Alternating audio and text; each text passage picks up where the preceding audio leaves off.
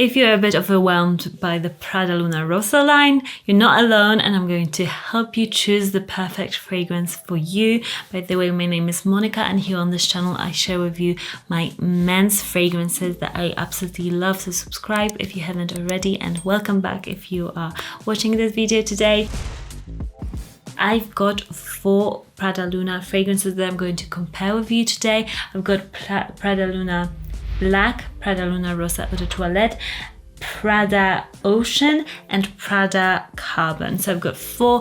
There's a couple more, but I think these 4 are the most popular and they are the best. So I'm going to share with you my thoughts about each one of them.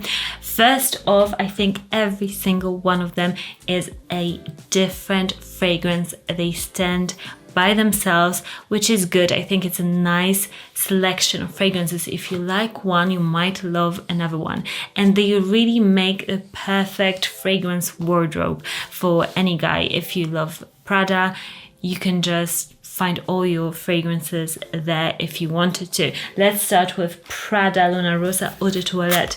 This fragrance, I love recommending it. This is a minty, fresh, clean, a tad soapy cologne for men, and it truly smells so refreshing, so clean. It doesn't have that harshness. It's got a cooling quality to it. And to me, when I imagine this fragrance, who's wearing this fragrance, this is like an Italian guy in a crisp white shirt. This is what this fragrance represents to me. This is a perfect office scent. This is a perfect summer scent, and it can also be worn throughout the year because it has got enough of that longevity and that powderiness that really sticks around for longer. So this is an amazing scent. I love this one. Personally, to me, this is unique in the designer fragrance market for men, and it is such a good smelling fragrance. I would say this is 9 out of 10 of a fragrance for me. I love it, and it's not as popular as some of the other ones. So I would say really, if you want a clean smelling fragrance, this one is just to die for. Next up, let's jump into the newest fragrance that they've released, and this is the Prada Ocean. Does it have Luna in there? Yes, it does have Luna Rossa. The name is super long. This scent, I've gone through, this is my second sample. I've got a couple of samples of this because this is so good. To me, the opening especially, it's spicy, it's sweet. It's kind of like, I think of a cherry, like a juicy cherry that I want to like eat when I just smell this. It's like almondy cherry, but fresh quality to it. It reminds me a bit of L'Homme Ideal line. It has got a super addictive but fresh quality to it. To me, it doesn't necessarily smell like an ocean, like a freshie, like a typical freshie of a fragrance. It's got depth, it's got spiciness, it is super addictive, literally edible, like gourmand. I want to eat the person that is wearing this. It's so good. The issue with this one is that on my skin it doesn't last as long as I wish it did, but I really love this fragrance. This fragrance is even better than this one for me because this is more of that sexy fragrance. This is 9.2, I would say, out of 10. Love this one so much. Next, let's jump to Carbon. I don't own a bottle of this one, and there is a reason for it. You might like pick up on that. I've got it on a scent strip, and to me, this fragrance, it's nice, don't get me wrong. I would never say this fragrance is awful. There is awful fragrances that I talk about.